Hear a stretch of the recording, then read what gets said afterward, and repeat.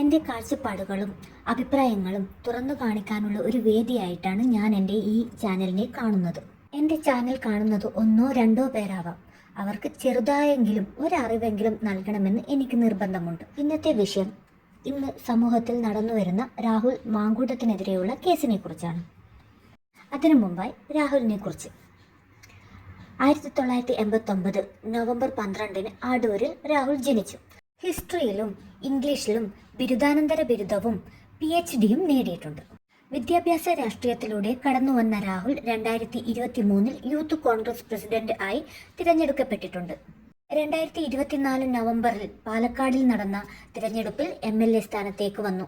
2025 sexual allegations അദ്ദേഹത്തിന് നേരിടേണ്ടി വന്നു.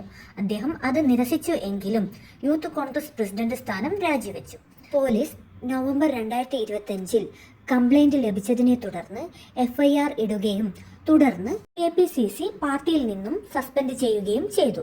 വിവാഹിതയായ സ്ത്രീയെ പീഡിപ്പിച്ച് ഗർഭിണിയാക്കി അശാസ്ത്രീയ മാർഗത്തിലൂടെ ഗർഭം അലസിപ്പിച്ചു എന്നതാണ് കേസ്. ഒരു സ്ത്രീയെ ദുരുദ്ദേശത്തോടുകൂടി ഉപയോഗിക്കുന്നത് അത് ബലാത്സംഗമല്ലെങ്കിൽ കൂടി വളരെയധികം തെറ്റാണ്. സ്വന്തം ഇഷ്ടത്തിനും സുഖത്തിനും വേണ്ടി ഒരു സ്ത്രീയെ ബലിയാടാക്കി. ഇതിന് തീർച്ചയായും ശിക്ഷ ലഭിക്കണം. അതുപോലെ തന്നെ മറുവശത്ത് നിൽക്കുന്ന ഇരയും തീർച്ചയായും ശിക്ഷയ്ക്ക് അർഹയാണ്. അതിലേക്ക് വരാം. ഇവിടെ ഇരയെ പീഡിപ്പിച്ചു കേസ് കൊടുത്തു, അതും നീതിക്ക് വേണ്ടി. അപ്പോൾ അവളുടെ ഭർത്താവിന് നീതി വേണ്ടേ? നീതി എന്നത് എല്ലാവർക്കും തുല്യമായി ലഭിക്കേണ്ടതാണ്. പരിചയപ്പെട്ടു, ബന്ധം വളർന്നു, കുറേ തവണ ബലാത്സംഗം ചെയ്തു. ഇനി ബലാത്സംഗത്തിനും പീഡനത്തിനും പുതിയ നിർവചനം കൊടുത്തേ പറ്റൂ. സ്വന്തം ഇഷ്ടപ്രകാരം നടത്തുന്ന എല്ലാ അവിഹിതത്തിനും പീഡനം എന്ന് പറയാൻ പറ്റുമോ? ഇവിടെ പരാതിക്കാരി നിലവിൽ വിവാഹിതയാണ്.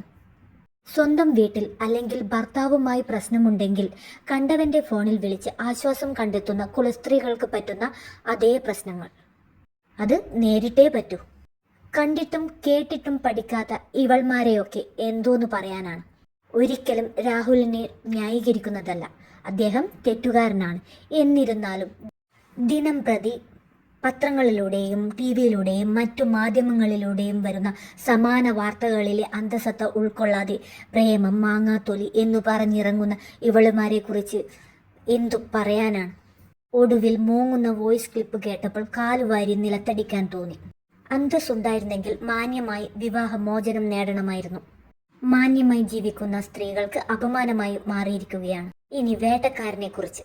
മറ്റൊരുത്തൻ്റെ പറമ്പിൽ കയറി തേങ്ങയിടുന്ന ഒരു തരം ഞരമ്പ് രോഗത്തിന് ഏറ്റവും നല്ല മരുന്നാണ് നല്ല മൂത്ത മുരിക്കിന്മേൽ കയറുക എന്നത്. ഞരമ്പ് രോഗം മൂക്കുമ്പോൾ അനുഭവിക്കേണ്ടി വരുന്ന പ്രശ്നങ്ങൾക്ക് നല്ലൊരു പ്രതിവിധി തന്നെയാണ് ഈ മുരിക്കിന്മേൽ പ്രയോഗം. എൻ്റെ അഭിപ്രായത്തോട് നിങ്ങൾ യോജിക്കുന്നുണ്ടെങ്കിൽ ലൈക്ക് ചെയ്യുക, സബ്സ്ക്രൈബ് ചെയ്യുക, അഭിപ്രായങ്ങൾ കമൻറ്റിൽ രേഖപ്പെടുത്തുക.